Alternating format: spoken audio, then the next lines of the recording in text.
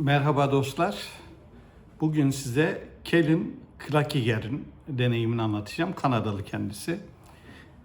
Eşiyle beraber, orta yaşlarda o dönemde, eşiyle beraber bir gemi yolculuğuna çıkıyorlar. Gemi turuna çıkıyorlar. Baltık Denizi'ndeki ülkeler 10 günlük bir tur. Turun sonunda Oslo'da iniyorlar. Oradan ülkelerine dönecekler. Rahatsızlık başlıyor, bir işte soğuk algınlığı benzeri bir rahatsızlıkla. Sonra uçakla işte Amsterdam'dan Kanada'ya dönüyorlar. Birinci gün diyor, bir pazartesi günüydü. Rahatsızlığım biraz vardı ama çok aşırı değildi. İkinci gün daha da dayanamaz hale geldi. Neyse, beşinci gün işte bir sağlık merkezine gidiyor. Sağlık merkezinde hemen diyor girişte bir levha var, işte öksürüyorsanız, ateşiniz varsa hemşireye haber verin diye. Eşimi gönderdim içeri. Hemen hemşire çıktı geldi, baktı bana, hayır siz buraya giremezsiniz dedi. Sizin mutlaka bir acil servise gitmeniz lazım. Zaten burada size bizim yapabileceğimiz hiçbir şey yok dedi. Onun üzerine arabayla işte bir yaklaşık sanıyorum yarım saatlik mesafede bir üniversite hastanesinin acil servisine giriyorlar. Normalde acil servise orada girdiğiniz zaman diyor ya bir saat en erken ve çoğu zaman da 1-2 gün sürüyor sizi hastaneye kabul etmeleri. Ben 10 dakika sonra özel odadaydım. Ve her tarafta doktorlar vardı diyor etrafımda. Anladım ki durum kötü. Tetkiklerden sonra önce tatil olmuşsunuz dediler. Her gelişlerinde bir daha bir haber getiriyorlardı. Sonra akciğerlerinizde her iki tarafında da büyük sıkıntı var dediler. Sizi hemen hastaneye almamız lazım. Eşimi eve gönderdim çünkü evde kedi ve köpeklerimiz vardı. Yarın gelirsin dedim diyor. Öğleden sonra hep tetkiklerde geçti. Akşam oldu. Benim durumum bayağı kötüleşti. Yani artık titremeye falan başladım. O kötülüğün içinde benim kalbim durmuş. Yaklaşık 2 hafta komada kalıyor. Kalbim durmadan önceki aşamada son hatırladığım da şu diyor. Böyle bedenimle ruhumun böyle bir fermuar gibi birbirinden ayrılmaya başladığını hissettim. Hemen telefonu elime aldım, böyle titreyen ellerimle eşime 3 şey yazmışım. Birincisi acil servis, ikincisi koma ya da ne diyorsun entübe olacak, üçüncüsü galiba ölüyorum. Fakat mesaj gittiğinde eşim uyuyormuş yorgunluktan, mesajı görmemiş. Gecenin bir saatinde hemşirenin telefonuyla, geliyor musunuz telefonuyla uyanıyor. Nereye? Çok şaşkınlıkla sonra o anda mesajı görüyor ve koşup geliyor tabii. Fakat geldiğinde çoktan kalbi durmuş ve komaya girmiş bir halde. Kalbini çalıştırmışlar tabii ki ama tekrar o koma döneminde aynı şeyleri yaşamış. Birinci o ilk işte kalbi durduğu zaman da diyor ki kendi böyle bir gri odada buldum. Sınırlar belirsiz, duvarlar ve tavanı belirsiz. Böyle gri renkli ve puslu bir odada.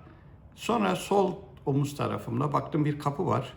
Oraya doğru gittim. Kapının eşiğine vardığımda öbür taraf bembeyazdı. Ve ben tam kapının eşiğinde durdum. Karşımda bir varlık çıktı. Varlık böyle çok güçlü görünüyordu. İnsanımsı görünümde, öyle bir işte hani ışık baloncuğu vesairesi tarzında değildi. Öyle sakal makal da yoktu. Normal bir insan görünüyordu ama çok güçlü görünüyordu. Böyle bir sert ve gücün üstüne sanki bir yumuşak bir şefkat kaplanmış gibiydi. Ve bana dedi ki evine dönüyor musun? Geliyor musun? Ben durdum diyor. İşte ne cevap vereceğimi bilemedim. İşte hayatımı düşündüm. Eşimle olan planlarımızı düşündüm. Benim diyor 10 yıl öncesinde başka bir şeyim olmuştu. Çok başarılı bir mesleğim vardı. İyi para kazanıyordum ama öbür tarafında, perdenin öbür tarafındaysa uyuşturucu alışkanlığı, içki, alkol, ciddi bir bağımlılık düzeyindeydi. İlişkileri batırıyordum. 3 tane evlilik yapmış ve boşanmıştım ve perişan bir haldeyken bir ilahi müdahale oldu. Onun nasıl olduğunu anlatmıyor. İlahi müdahale oldu ve ben işte içkiyi bıraktım, uyuşturucu bıraktım. Aklı başında bir adama dönüştüm. O işi de terk ettim ve işte şimdi futbol koçluğu yapıyorum. Halen de ona devam ediyordum diyor. Onları düşündüm. Yaklaşık bir müddet devam etti diyor karşılıklı konuşma tarzında karşımdakiyle. Sonunda ben hayır gelmiyorum dedim. Ve o gün orada bitti diyor. Ertesi gün soruyorlar diyor bana, yani ertesi gün olduğunu nasıl anladın? Anlıyor insan. Yani bedenden ruh ayrıldığı zaman bilgiye ulaşmak çok daha farklı. Aynı yerde, aynı eşikteydik ve aynı kişiyle sohbet ediyorduk. Bugün farklı bir sohbet konusu vardı. Ben çünkü artık bilgiler bana yüklenmeye başlamıştı, sorularım çoktu vesaire vesaire. Bütün bu uğraştığım şeylerden, öğrendiğim oradaki sohbetlerden bir defa 4 tane temel esası öğrendim diyor o gün. Onlardan birisi insanoğlunun maksatlı ve planlı bir şekilde yaratıldığı, tesadüfen yaratılmadığı veya tesadüfen var olmadığı, maksatlı bir varlık. İkincisi, her insan için ayrı yetenek ve armağanlar verilmiş bu dünyaya gönderilirken. Ama çoğumuz onu keşfedemiyoruz, o da ayrı bir sorun. Üçüncü ise mutlaka bir yaşam amacıyla gönderilmiş. Ve bu yaşam amacını biz kabul etmişiz. İşte yaşam planını kabul etme ruhlar alemindeyken ve onaylanmış, bize yüklenmiş bir görev olarak gönderilmişiz. Ve dördüncüsü ise ihtiyacımız olan her türlü bilgi hem o sınırın öbür tarafında, yani ahiret aleminde, hem de bu dünyada var. Bu bilgilerle beraber gönderildim. Peki dedim diyor. Neden o zaman hani bu yardımları biz hissetmiyoruz? Hani her şey bilgi burada varsa, amacımıza vesairemize ilişkinde siz inanmıyorsanız size nasıl yardım edebilirim dedi o varlık. İnanmıyorsanız, güce inanmıyorsanız, kaynağa inanmıyorsanız, Cenab-ı Hakk'a inanmıyorsanız, oranın size yardım edebileceğine güvenmiyor ve inanmıyorsanız, bu önemli bir husus, ben size nasıl yardım edebilirim dedi. Ve o gün de öyle geçti. Üçüncü gün, ki son gün o varlıkla görüşmesini, yine aynı eşikte, emin misin dedi. Emin misin deyince birden her şey sarsıldı. Yani kararından emin misin? Ben sorunun ne demek istediğini anlıyordum. Yani dünyada kalma kararından emin misin? Ve onu birçok yönüyle, yani işte emin misin, aptallık mı ediyorsun deyip yaptığımın bir aptallık olup olmadığını bir sürü yönleriyle tartıştık diyor orada. Ve ben anladım ki bu konuşma bizim son konuşmamızdı. Ve sonrasında işte 2 hafta sonrasında komadan çıkıyor, kendisine geliyor. Fakat o 2 haftanın içinde 17 kilo kaybetmiş. Bünye çok zayıflamış, çok güçsüz düşmüş, yürüyemiyor, yataktan bile çıkamıyor. Her şeyi zaman içinde yeniden öğrenmek zorunda kalıyor ama toparlanıp iyileşiyor. Evet, Kelly'nin deneyimi bundan ibaret. Kelly'nin deneyiminin içinde gördüğünüz gibi aslına bakarsanız birçok değişik hususlar var. O 4 esas önemli.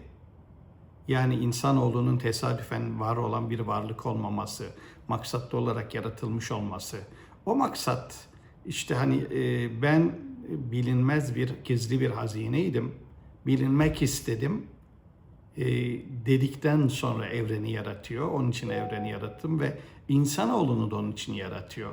Yani haşa bu bir benzetme olarak düşünülmesin ama bir ressam çok güzel eserler yaptıktan sonra onu mutlaka sergi açmak istiyor.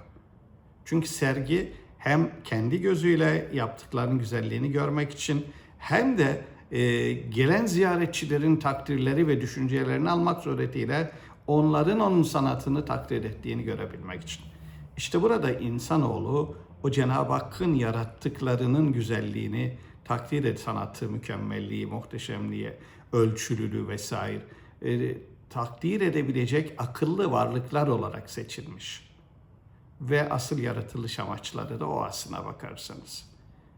hani duanız olmasa ne ehemmiyetiniz vardı denilen kutsi hadis olduğu gibi. Yani ne ehemmiyetiniz vardı şu demek. Sizi biz asıl benimle temas halinde olun. Varlığınızın, aczinizin ve benim kudretimin farkında olun da benim yardımımı isteyin. Onun ve takdir edin benim kudretimi, sanatımı, cemalimi, kemalimi. Onun için gönderdim anlamına geliyor orada. O çok önemli tabii. Maksatlı yaratılış. İkincisi de her kişinin ayrı yetenekle ve özelliklere gönderilmiş olması. İşte üzücü tarafı bu. Çoğumuz o yeteneklerimizi tam olarak keşfedemiyoruz. Veya muhteşem şeyler bekliyoruz, bazen de ondan bulamıyoruz. Önceki gün bir video karşıma geldi Instagram'da.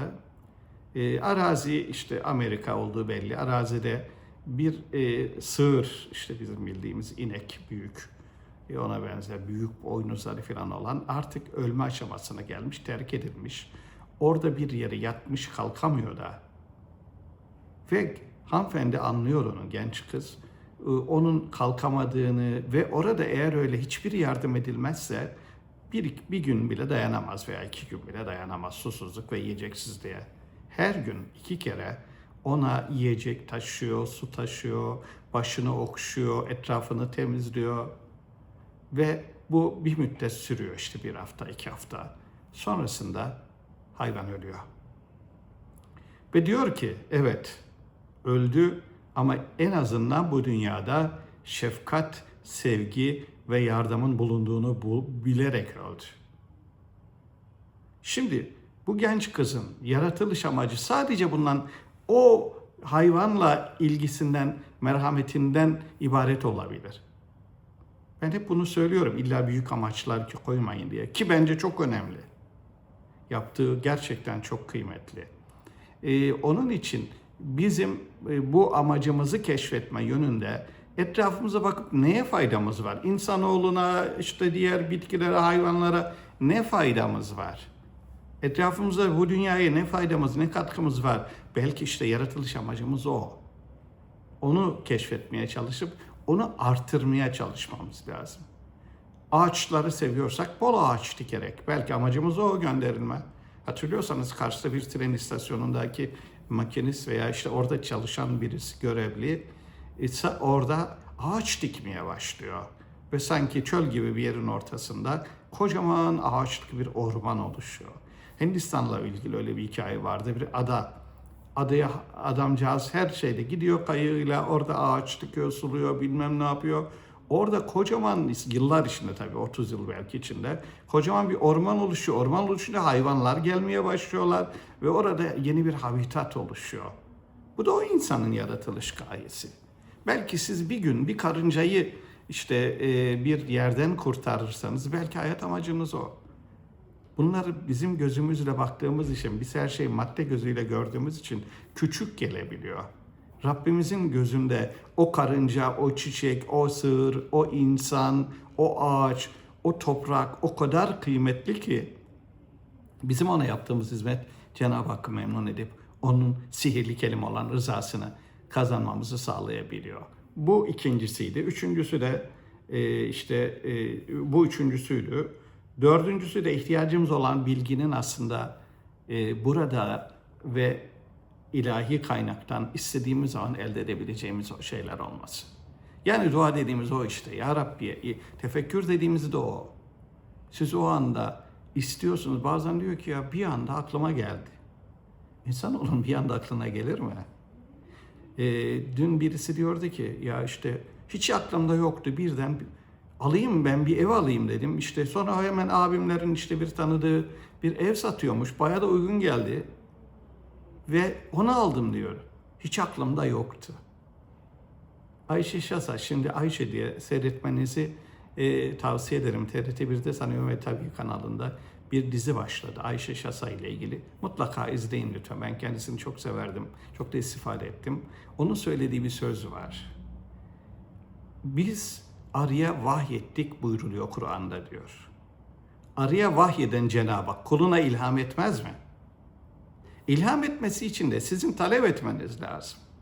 Ya Rabbi bana bir çıkış yolu göster. Hazırlığını yapmış olmanız lazım. Bu bilimler, keşifler, bilmem neler, insanlar laboratuvarlarda oturup çalışıyorlar, günlerce, aylarca, bazen yıllarca deneyler yapıyorlar. Bunların hepsi aslında Cenab-ı Hakk'ın bakış açısından emek verilen dua. Fiili dua. Ve onun karşılığında bir yerde bir şey ihsan ediyor ona. İlham ediyor ya da işte her ne diyorsanız. Aha buldum diyor. İşte o aha noktası dedikleri İngilizlerin o. İşte o anda gelen ilham hayata. Siz o ilhama hazır olursanız geliyor. Onun için de aradığınız aslında her şey burada var. Buradayken de var. Yeter ki o kaynağın kıymetini bilesiniz.